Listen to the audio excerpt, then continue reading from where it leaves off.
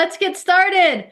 All right, so we are bringing back our car forms training. For those that might be new, that's our California Association of Realtor trainings. We're going to do these the last Monday of every month. So if this is something that you want, throw it on your calendar.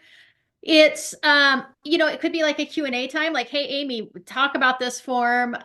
You could have specific forms that you want me to cover. If nobody has questions or nobody has forms that they want me to go over, I will just cover forms where I'm seeing like a lot of questions coming through, or I'll check in with our wonderful transaction coordinator and ask her where she's seen a lot of errors so I can go over those. Today we had some questions. Before we get started, does anybody have questions on forms? All right, I am going to cover the BRBC. Me. I'm going to Um, go over that BRBC. oh, you are? Oh, perfect. Absolutely. Specifically, do we extend it when we're in contract? All right, carry on. Oh, yeah, that's a good question. So to that question, let's answer that now. Okay, Just like a listing agreement, the BRBC, once you're in contract, does not necessarily need to be extended. So once we're all in right. contract, as long as you put a property in contract during the period of the BRBC, just like a listing agreement, as long as you put that property into contract during the terms of the listing agreement, you don't necessarily need an extension of time done for that. It might be good for you to do it just because, something happened with that escrow and it fell out or something happened. You already have that BRBC extended for another 3 months or, whatever it might be. So you may want to go ahead and do that, but logistically or legally, it doesn't have to be extended. Thank you. We had one that expired like a week before closing, and we went back and forth and kind of over a meeting of the minds thought the agency inside the residential purchase agreement would supersede that, like legally, correct? Is that why it actually, you want a CYA, and I hear you saying it's a good idea to extend. And the actual reason it doesn't need to be done, is it because it's solidified in the RPA?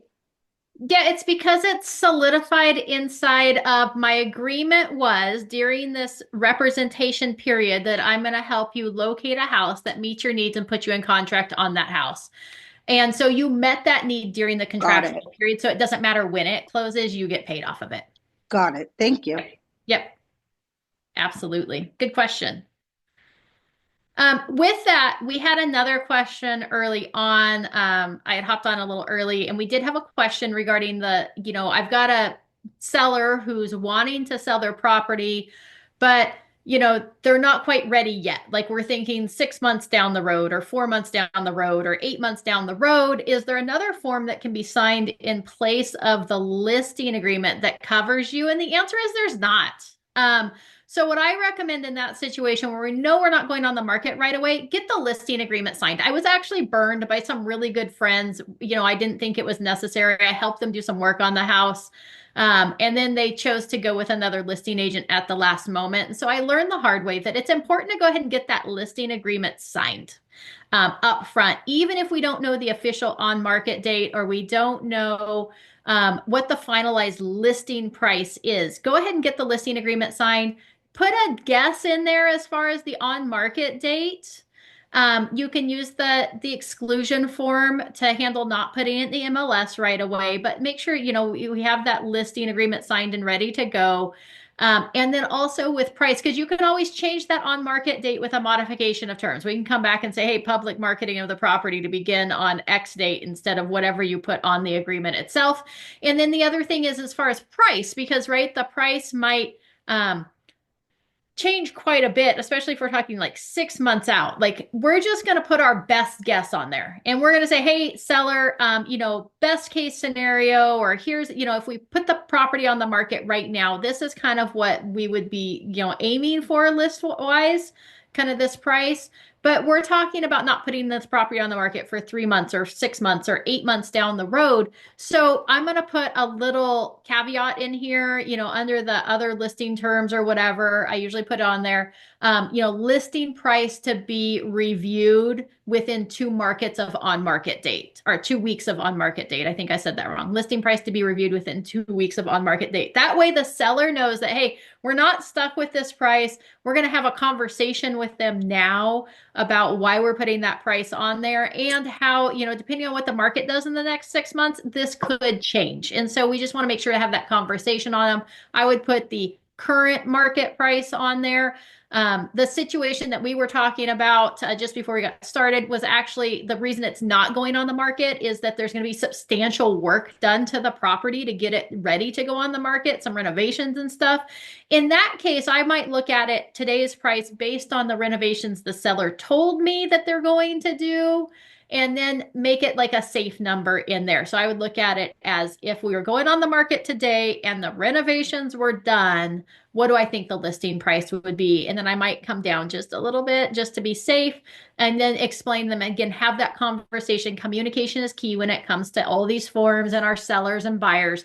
So we just want to make sure to have that conversation with them to just reiterate that, hey, this price, like this is, assuming it's all, flowers and roses from now until 6 months from now, you complete all the renovations as, you've told me that you're going to do. This is kind of where I would list it at. But again, we're going to revisit this right before we go on market to make sure that our pricing is accurate with the current market at the time that we actually go on the market. And so I would just protect yourself that way. Amy, this is not to do with forms, but more of something else. Do you have, or maybe Heather, a script on how to get the sellers to sign it if it's like 4-6 months in advance, especially if you don't have like they're not friends or people that you know? Yeah, absolutely. I'll let Heather. Heather, you unmuted yourself. I'll let you add in, Sure. or I can add into whatever you say. Sure. Thank you so much for that's a great question. I too actually got burned by some people who I was making friends with and did a lot of work, did a lot of coaching, all the things. And the MLSA is what really I have used almost as a script. If you learn the MLSA, it's going to help you to sell to them, hey, we're not going to market. What I'm going to do for you, you actually have a job and it's not real estate and watching the trends and watching pricing. So I'm going to guarantee that whatever the market is doing when this finally comes on, I'm going to be able to give you an accurate picture. And I'm also going to give you vendor referrals and coach you along the way. Make sure all this stuff is in a file for you. I'll collect all the receipts of work done. I'll keep that all in a file so we could pass that on to a buyer. That's going to help our value. And so just learning that form really helped me because really all they're afraid of is selling their house before they're ready.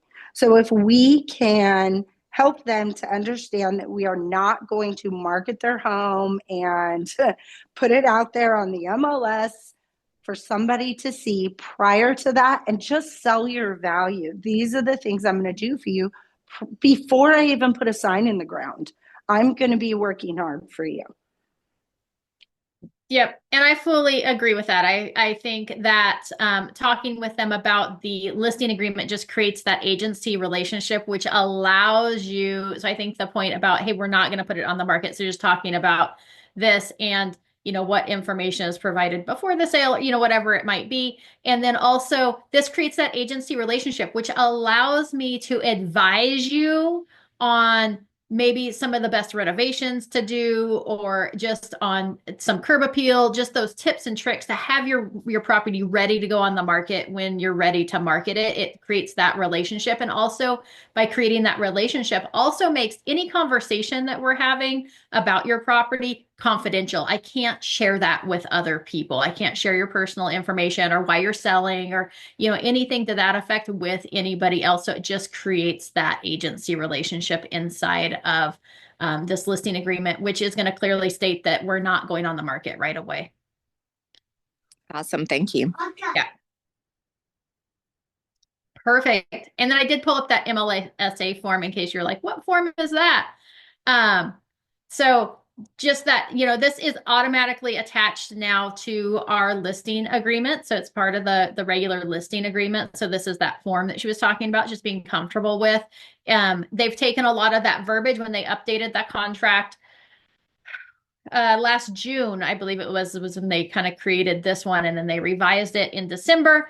But they took a lot of the verbiage out of our listing agreement that had to do with options and different things, especially when it came to like listing in the multiple listing service, the marketing of property, right? So all of that became part of this form. And so this is a super important form to learn and know. The top section just talks about, we took out of the listing agreement, what is the multiple listing service? So it just talks to them about what it is, what the benefits are of it.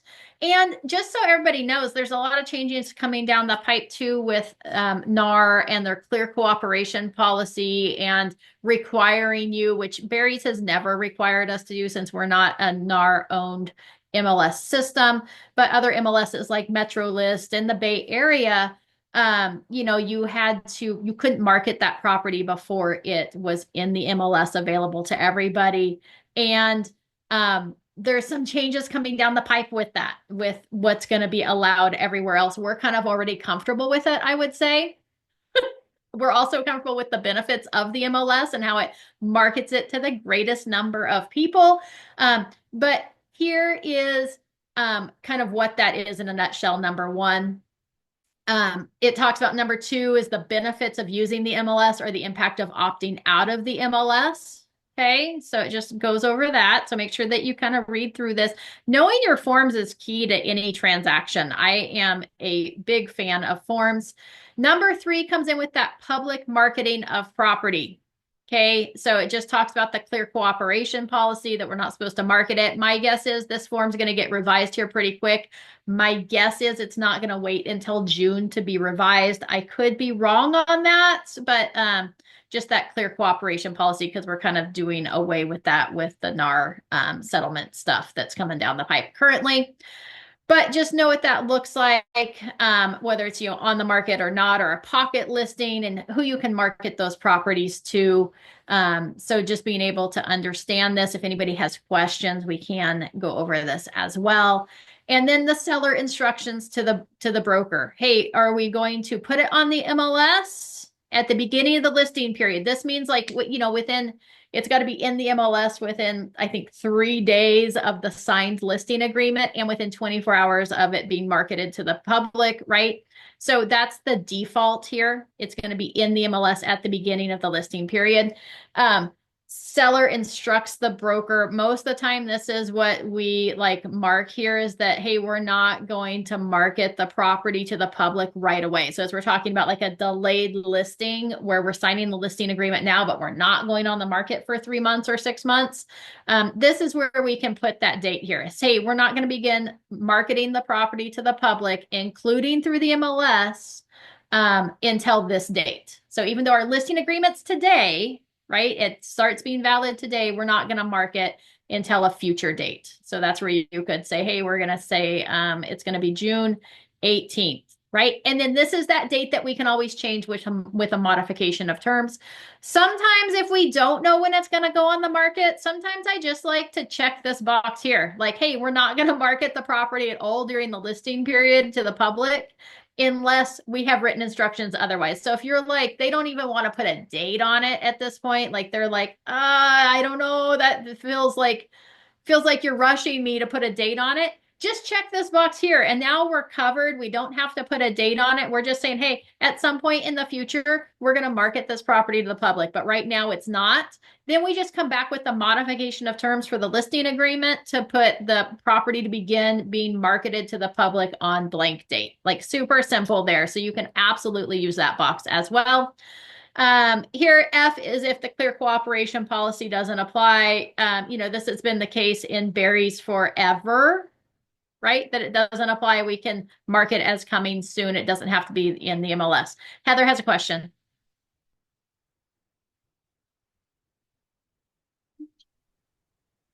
Yes, I do have a question. And no, it was not a question. I'm sorry. Helping them understand what that just what that means. I'm sorry, I can't see it on my phone and I'm trying to blow it up. Helping them just understand the modification of terms.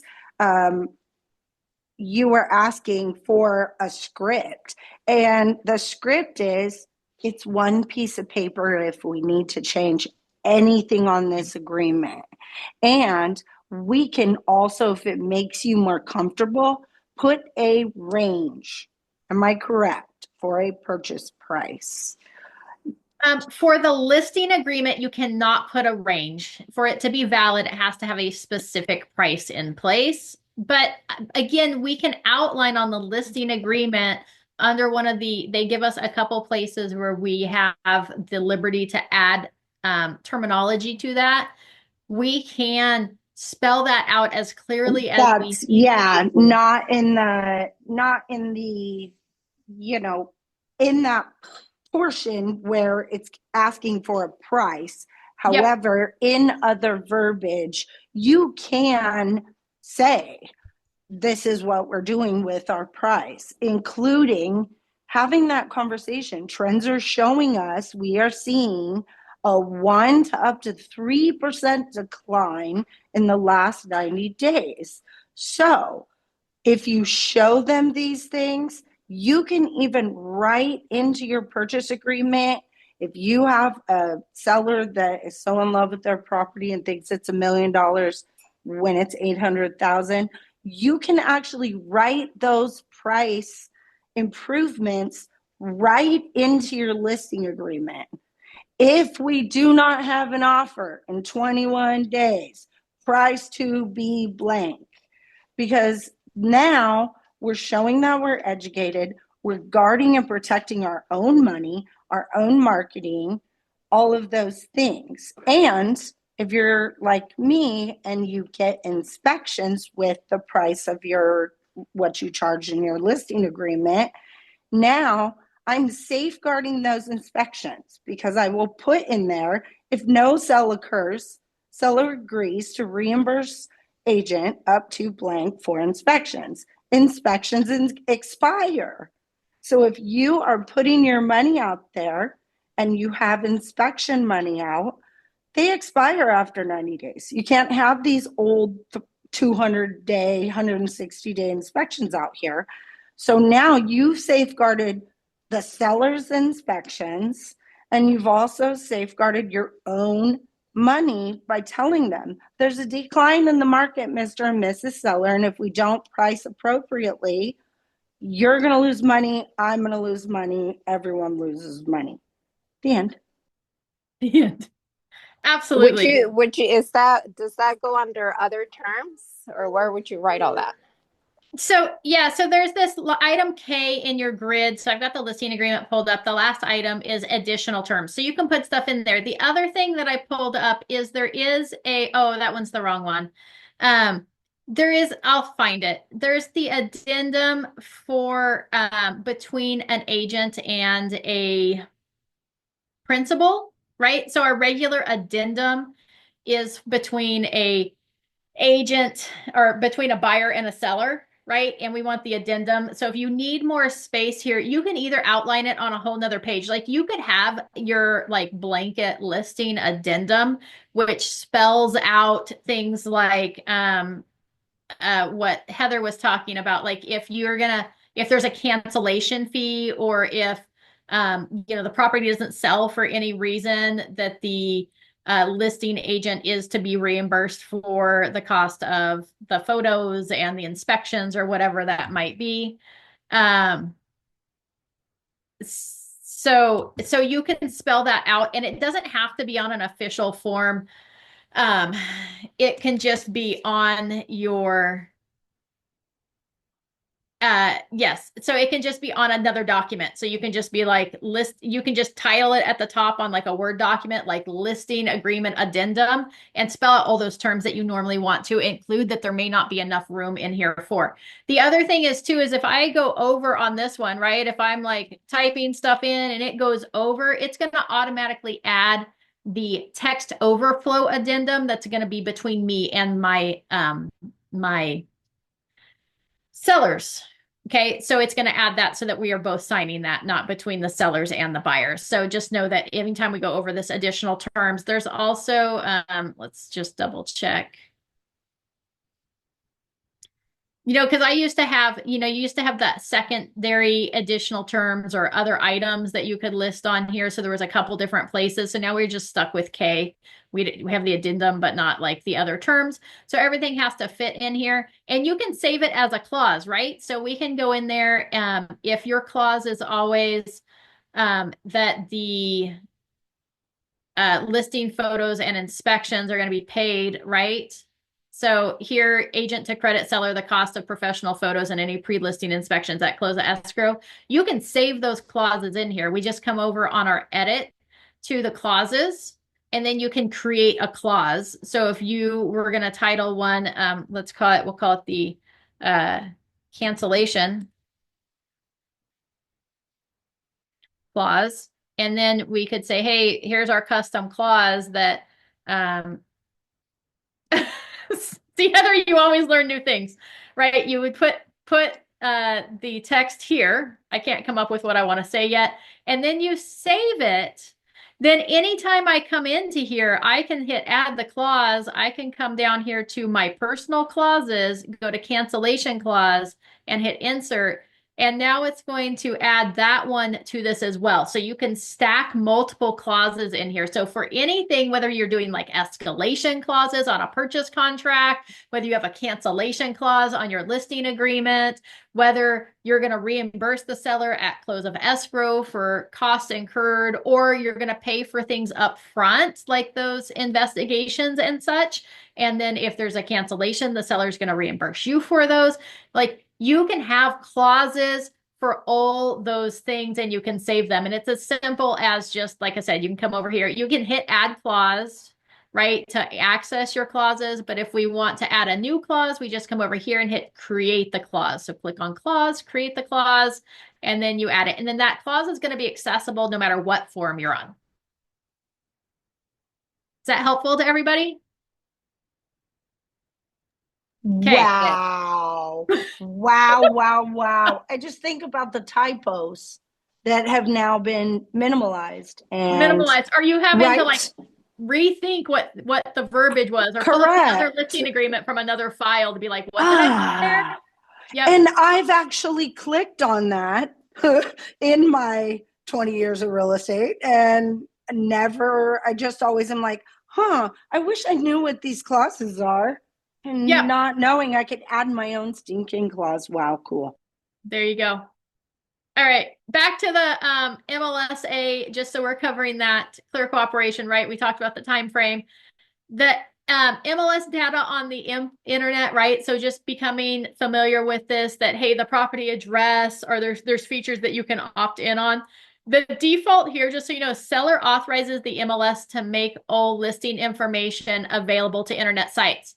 Now, if we opt out of things like the property address, this is a really big point, that if we opt out of that, then it's not going to show up on things like map searches. And I guarantee you that 90% of buyers are using map searches. So that's why we like the full address out there, but this does go over that. The default is that it is going to make all listing information available to the internet sites. If they want to opt out of certain features, then that's on the SELI form. And the second you check that box, it's going to add that to your transaction, generally speaking. So just know that then they can go in there and select what features they want to push to the internet and what they don't want to push to the internet.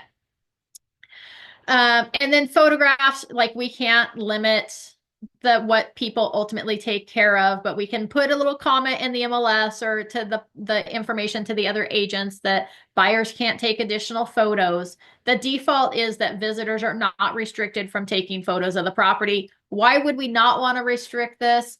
Because if I'm a buyer looking at a property and my significant other couldn't see the property at the same time, or like I have a buyer right now that's in Southern California and her daughter's up here. So her daughter goes through and takes additional pictures or videos of the properties that we're seeing.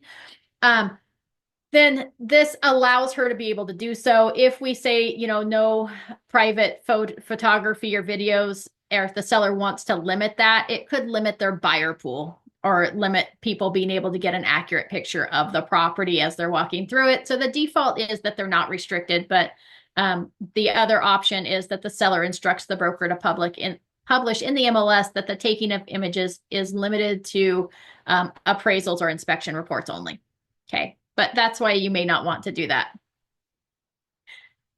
Yes, I agree, Heather. I want them taking photos so that they can look at that picture, that house over and over and over again and start visualizing their furniture in there and visualizing what their life is going to be like in that backyard, right? So that's the MLSA form that we were talking about. So do read through it, do be familiar with it, but that's kind of the overview of the sections. They pulled those out of the listing agreement back last June. They plopped them into this MLSA form, anything that was options that way. All right. Any other questions before we hop back into kind of what we had planned? Not that it matters if we even get through what we planned today. All right. We had somebody mentioned to bring up the open house visitor non-agency disclosure and sign-in. Now, I had never thought of this way, just so everybody knows. So just something to keep in mind. NAR came out, I don't know, 5 years ago or so and said, hey, we shouldn't allow, I used to host open houses every weekend, and I always picked houses that were in my farm area. So I didn't care whose listing it was. I would offer to hold that house open. I rarely ever held open houses for agents in our office. It was usually agents from other offices. And then NAR came out like 5 years ago or so. I don't remember the exact time frame, and said, hey, you shouldn't be holding houses open for other brokerages. Like inside your own brokerage, that's fine, but outside of your own brokerage, it's not fine. And the reasoning for that kind of came down the pipe was that it's a liability issue, that we're opening ourselves up to a liability issue. If we're holding a house open that isn't listed by our brokerage and somebody steals something out of that property or whatever, then it becomes like a question of liability and who's really responsible for that, since we're not really even the listing agent, right? But I was reading something the other day that talked about the reasoning behind this. The actual reasoning behind this is that the listing agreement and the marketing of the property is with the brokerage that they have the listing agreement signed with, that seller has the listing agreement signed with. And ultimately, when we're hosting an open house, we are ultimately representing the seller in their property, marketing their property. And that's why the whole thing came down the pipeline. I'm like, oh my gosh, that makes so much sense. I've never thought about it from that aspect or that angle, that we may want to have something. If the office policy is that we only host open houses for agents inside our office. But if something were to happen and I don't know, you were hosting one outside, just keep that in mind, that you may want to have a document signed that just states that, you're holding the house open for the other agent, but just clarifying that is the ROG Fox policy, Deborah, is that we only host open our own brokerage listings. So anyways, but just keep that in mind, that's really why that policy was created. It wasn't the lie that was shared at the beginning, to me at least, of the liability issue. It's more of a agency issue. But that being said, open house visitor, non-agency disclosure, and sign-in. So remember, our listing agreement is with the brokerage, not the specific agent. So anytime we're hosting an open house for a property inside of our brokerage, we in effect are representing the seller of that property.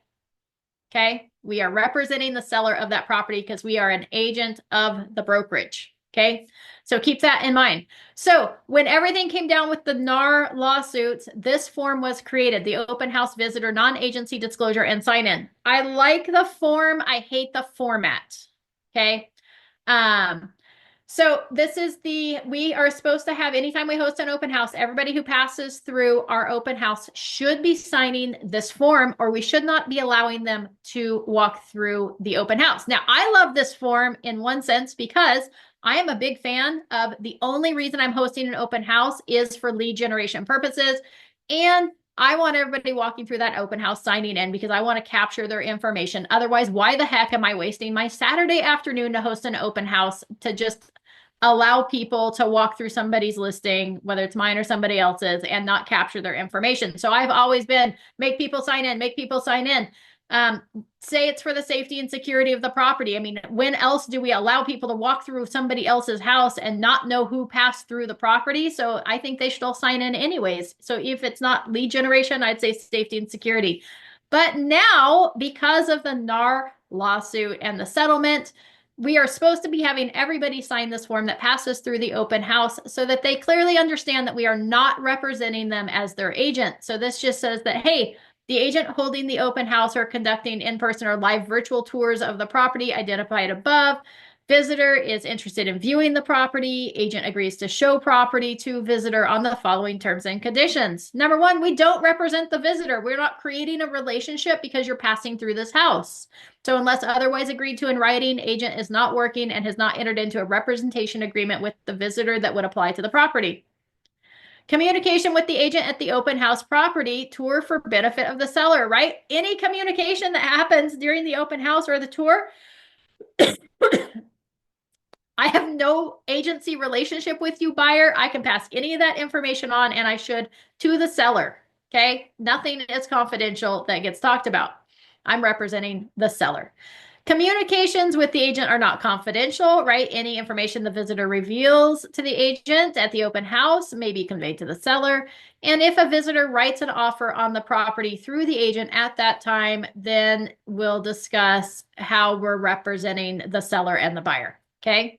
If the visitor wants to be represented by the agent holding the open house, then they should sign an agreement with the agent, right? Such as the PSRA or the BRBC. If the visitor is in an exclusive relationship with another agent, this is not intended as solicitation of the visitor.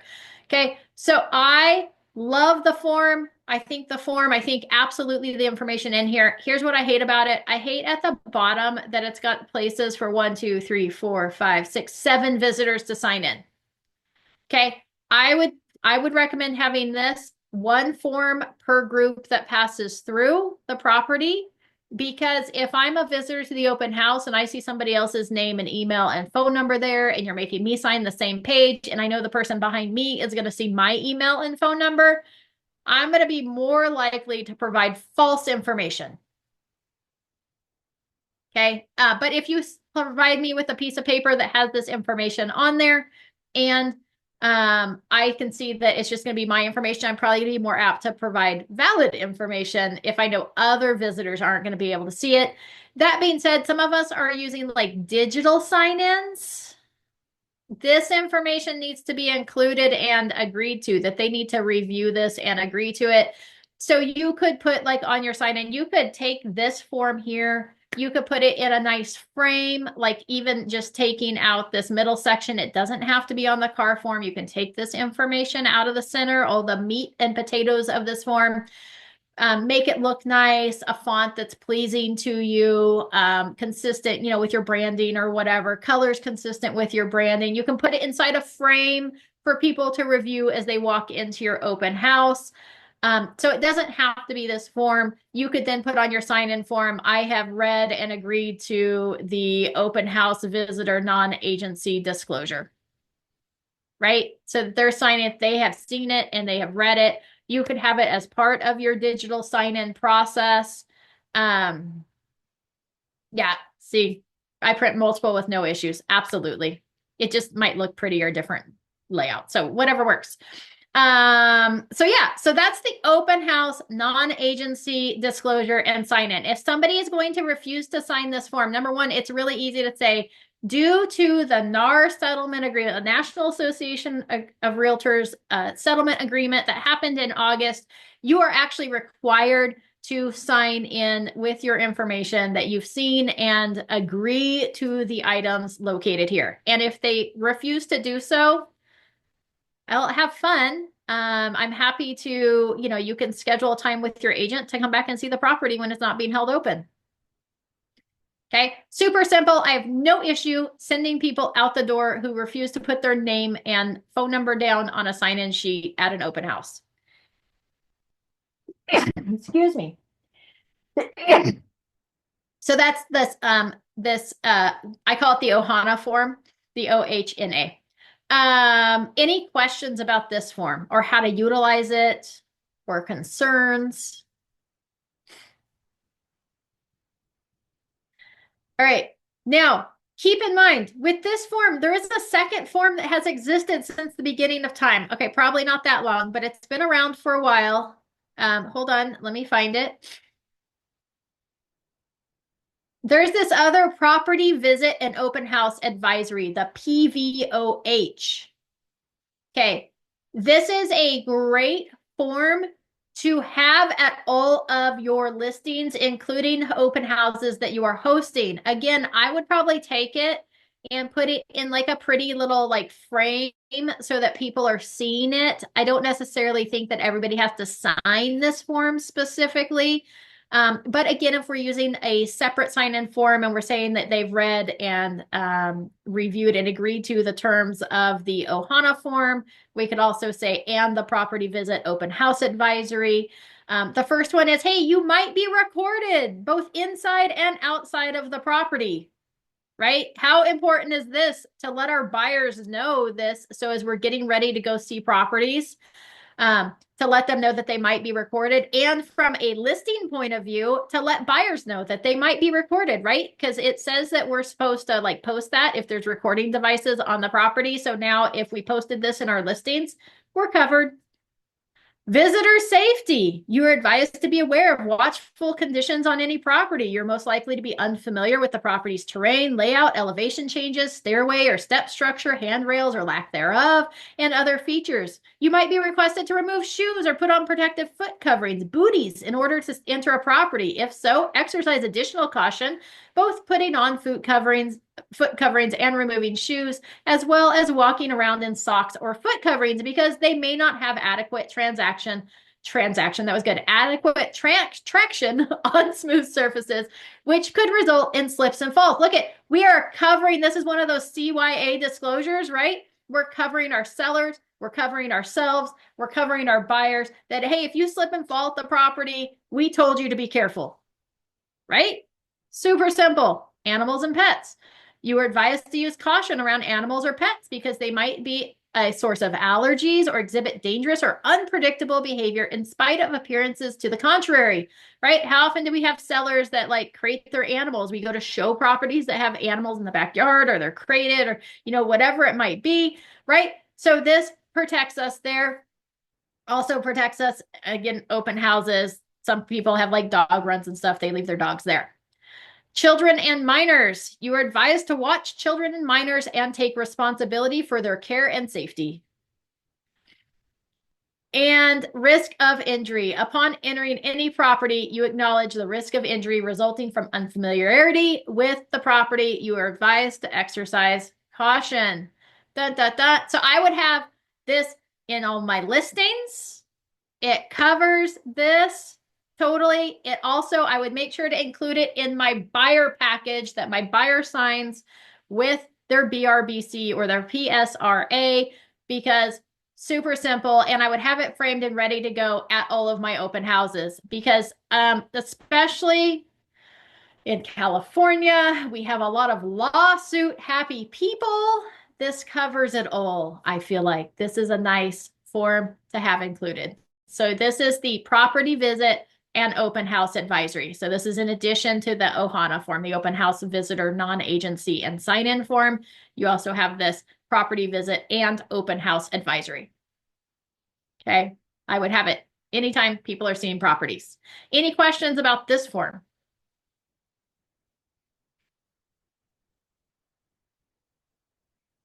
Okay, I have fabulous. Yep. a question, Amy. Not necessarily about this form, but like what you were saying, if they're refusing to sign, because I've had it happen, and I mean honestly, they're a bit rude.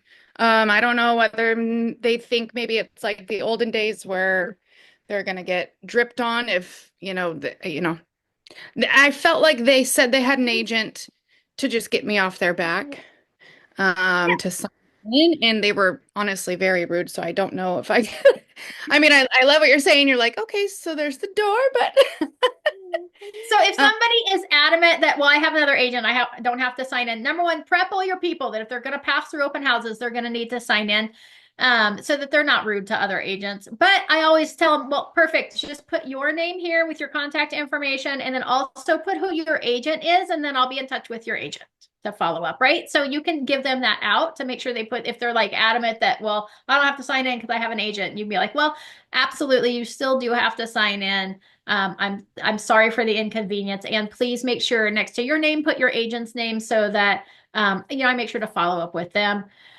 So that's one way to do it there. Obviously, when it comes to like your own safety and security, if you've got somebody that's like, getting really irritated and you feel like, well, gosh, if I turn them around and send out the door, then they might, come back and attack me. Um, then I don't want you to put your safety and security at risk ever. So safety and security above all else. I would probably at that point just step outside the door. I may even call like some reinforcements, like some law enforcement or something, because you've got somebody who has now entered the property who you've asked not to enter the property ultimately. So you've got that situation, but this comes back to, what I was saying too about having everybody having their own form versus like a community form. Sometimes people are more apt to be less upset with their own form. So I like the idea of the Ohana form, the open house visitor non-agency form. I don't like that it has 7 places for signatures here or check-ins because this one even has a line for agent, but I would probably have my own form for them to sign in. And to answer Mark's question, so I think that would help diffuse the situation. Number 2, usually if you say, well, I'm sorry, you can't see the property, I apologize for the inconvenience, you can schedule time with your agent that you have to come back and see it. If you're unwilling to sign in, they're going to turn around and walk out the door, so that I'm not worried about being everybody's friend. And then Mark asked, would a group of 3 or more adults come to visit? Do all of them sign? I mean, ultimately, yes, Mark, all of them should sign in, which is why, you might have multiple things. Or if I was doing my own, it might be names of all members of your party, right? Or please include all members of your party, right? So you could revise it that way. Amy, Yes. I actually draw an X through all of the other names so that they know it's only theirs. Yeah. And I ask them if they would write through my X the other names of the people that are being tended. And I offer them either a free cookie or a heart that has plants that grow in it. And they always laugh and sign. Nice. Yeah. See, so diffuse it, make it nice. Don't make it like scary and mean. I usually have who is actually, so who's actually purchasing signs should, however, technically any adults should be signing in, because just because they say they're not a buyer today doesn't make them not a buyer tomorrow. They're still an adult and in charge of themselves and need to understand that not just the buyer, but everybody who passes through that open house needs to understand that anything that's said at the property is for the knowledge of the seller and that we don't represent them. So yeah, any adults should be signing in. Absolutely.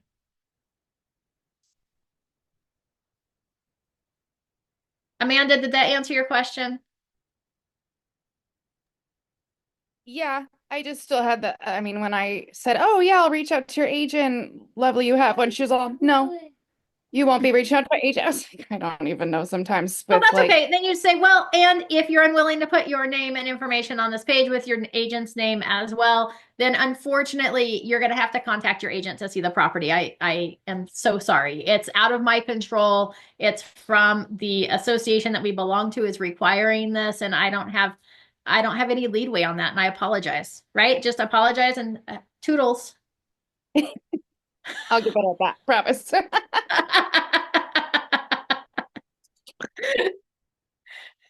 I don't have a problem telling people they can't see it, then they need to come back with their agent or they need to leave. Yep. And I've always been one, Heather put in there for the safety and security of the property. I always have a sign out before the NAR required this on open houses. It's for the safety and the security of the property. The seller requests that you sign in. And I have never had any problems with turning people away. My thought process is somebody is unwilling to sign in, they're probably up to no good to begin with, and I don't really want them passing through the property. So beyond just lead generation or beyond trying to get that property sold or whatever, they're probably going to be up to no good. Amy, I was going to say the reason that I said that was because it actually was a little tent card that was in when you bought the open house book years ago. That was what it said on the open house book tent card on one of the sides. Now I think it says seller requests all visitors sign in. But if you purchase that at the board, it has a tent sign that you could put right there. Yeah. So there you go. All right.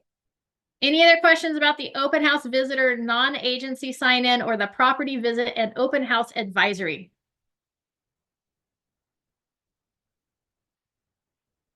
All right. Let's talk about then the PSRA form, which is our temporary buyer's agreement. So it's the PSRA, which is the property showing and representation agreement. This is great for limited instances. Okay. It used to be 3 months or 3 properties, and now, 30 days or 3 properties. Now you can show it's still limited on the time. It's not going to exceed 30 days. This is a temporary showing agreement, or it could just be for specific properties. Okay, this is great for, like, I would say if you're like on the Zillow team or you have some sort of online lead source coming in where you are potentially meeting them at a property before you've gained relationship with them.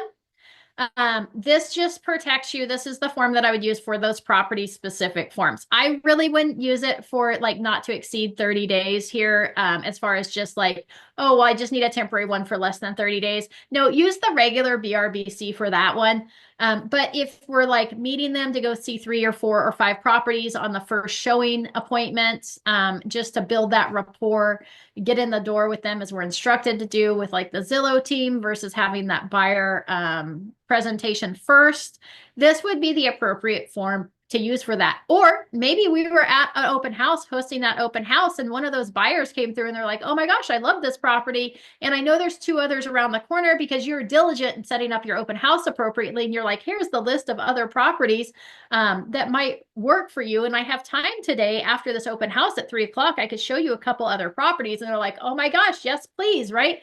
They may not be in a position to sign a lengthy BRBC agreement, but they may be willing to sign this just for those specific properties that you're going to go show them that day. Now, when possible, I always recommend signing that BRBC form because it's more of a blanket exclusive agreement. It's going to cover you in the case of anything where this one's just going to be property specific, but there's nothing wrong with that. It's got lines for 3 properties here, or you could so see attached list of properties. There's no like list that attaches. You just have to write out the list. Okay. Make sure you label it like list number 1, date, list number, property, list of properties for the PSRA form, dated, and put the date on it, and then list out those properties. That's if you have more than 3 here. Okay. This this representation period, and I think too, Heather, we'll look at it on the BRBC, right? It says the representation period is beginning and ending. This one can't exceed 30 days. So it could just be that one day. Just so you know, you could do this for one day. It could just be today's date, right? It begins on today and it could end at 11:59 on today, right? So that's totally okay. We're outlining, hey, we're going to go see these properties. And then here's the period. It could be a week. It could be 30 days, but you can't exceed 30 days. So keep in mind with that too, that if it's 30 days and March has 31 days, I couldn't go and say, well, that would be a bad example. Let's say that we started this on the 27th. We couldn't go April 27th because March has 31 days. So technically that's not 30 days. That's more than 30 days, which invalidates the entire agreement. Okay, so be careful on that. This isn't like not to exceed a month. This is not to exceed 30 days, where our regular BRBC is monthly, okay, not days. So keep that in mind. So this would need to be like the 26th. Oops, that was March. April 26th, so that we don't exceed 30 days. Okay, so keep that in mind. Everything else here is the same as the BRBC as far as the amount of compensation, payments received. I have a quick question about that, Amy. Yeah. On the BRBC, I think if you accidentally put a time allowance that's longer than the 90 days, it kind of does like a little red flag bubble or something like that. Like I've seen that. I think I might be wrong. The PRSA doesn't. So if you go over that 30-day, it just allows you to do it. Has anybody else experienced that? It just let's pretend with this one that we're starting this on, well, we're just going to go the first so that it makes it easier. And then let's go out. So we have, all of April, May, June. So we got April to May, May to June, June to July. So July 1st, oops, that's June. It doesn't red bubble on this one. Maybe when we went to sign it, it might, if we exceeded. Oh, hold on though. There we go. So it doesn't now, but, I mean, it might at some point if we set it up for signing or tried to print it, but it does allow you to put in a date after. You just have to make sure you're really doing good on your dates. And keep in mind, so this is what I was talking about. This is the BRBC, not the PSRA. See, it says 3 months. So we can go from the first to the first. We don't have to count days. It's not 90 days. It's 3 months. So keep that in mind versus the PSRA is 30 days. Heather has a question. Yeah, thanks, Amy. A representative from CAR, I can't remember exactly who he was actually talking about this last week in the marketing meeting, and he was saying that was why they changed it, and we could look, I believe, and I don't want to misspeak, we can look for a change so that they both say 30 days because different months have different amounts of days. But my question was, I was talking to, I think it was a mentee the other day, and she said that she had signed multiple PRSAs with a client and that the client was balking at signing a BRBC. And I did my best to get her to, to give her some type of verbiage. And do you have, it's hard because I'm not used to being in this situation. So I don't have like a natural script that just kind of overflows for me. So let's say you've shown someone a Zillow buyer, 4 homes on a PSRA. Then you meet up another time and show them 3. And then that third time they want to see 2 or 3 homes. I want a BRBC, right? And the challenge is getting them to not continue to sign this PRSA and to get them to sign the BRBC. So do you have any ideas or language about what does that look like when it almost feels like we're conditioning them to only view properties with us? Hey, Yeah. I just want to jump in really quick because this actually just happened to me where I spent like a few months working with this client. And we did only the showing agreement, and then I finally asked her to sign the BRBC, and she refused to, and she actually has been ghosting me now. And I'm like, damn it, I just spent all this time working with you. Yeah, so the property showing and representation agreement was designed to be a temporary form. Like I said, it's really designed for that like first showing until you kind of build relationship. It's absolutely new territory going between the two. What I would say is the difference between the PSRA and the BRBC is notice here the property showing addendum isn't I'm working for you. It's I'm going to go show you these properties that you wanted to see. It's not necessarily that I'm working on your behalf. The BRBC outlines what I'm going to do on your behalf as far as searching for properties that match your needs and wants. We're going to dive deeper into what those are. I'm going to look for properties that are off market, that, what's on market, what might be pocket listings, things that have, didn't sell previously that might match your criteria. So with the BRBC, you're going to go into a lot more detail as far as what you're going to do on behalf of the buyer.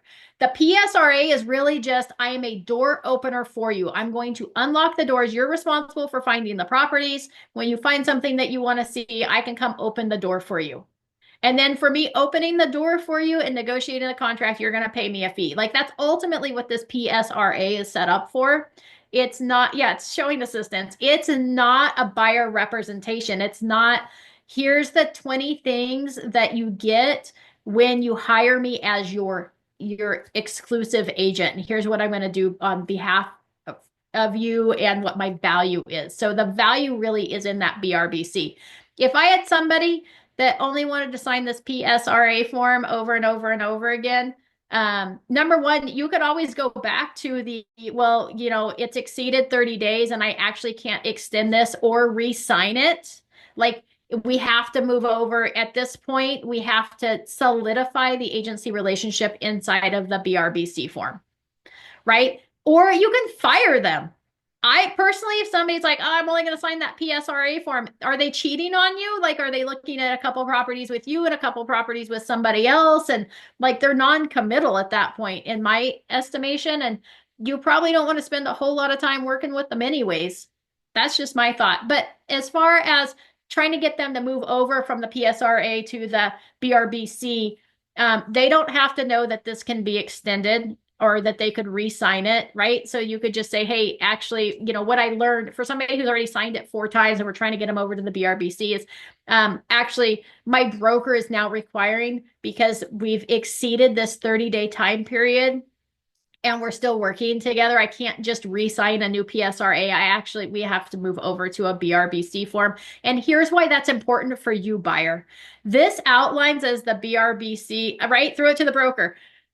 This outlines the BRBC, the buyer representation agreement, authorizes me to work on your behalf, to go to bat for you, to look for properties that may match your criteria that aren't on the market, to represent you in any properties that you might be interested in, whether they are or aren't on the market, to really go to work for you. And you can outline what all those different value adds for them are with you as their exclusive agent. Okay. So I think that's how I would move them from the PSRA over to that BRBC.